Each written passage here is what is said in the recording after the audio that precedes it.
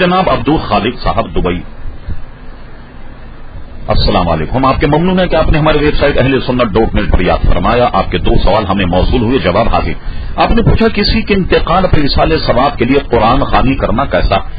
محترم عبدال خالق صاحب، قرآن خوانی کرنا کسی کی ایصال ثواب کے لیے مستحسن عمل ہے، تاکہ جس آدمی کا انتقال ہوا ہو اس کو ایصال ثواب کیا جائے.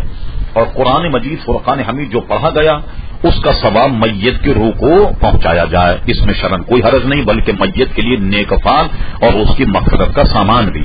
دوسرا آپ نے پوچھا کیا کسی اور بھی وجوہات کے لیے قرآن خوانی کرنا جائز ہے یا نہیں؟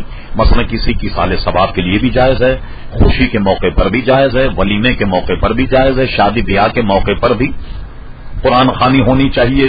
کوئی دکان کا افتتاح ہو تو قرآن خوانی ہو، کسی کارخانے یا کسی فیکٹری کا افتتاح ہو تو قرآن خوانی ہو، اس لیے کہ قرآن مجید فرقان حمید اللہ تبارک و تعالیٰ کا کلام ہے اور وہ کبھی بھی برکت کے لیے پڑھا جا سکتا ہے کسی بھی موقع پر.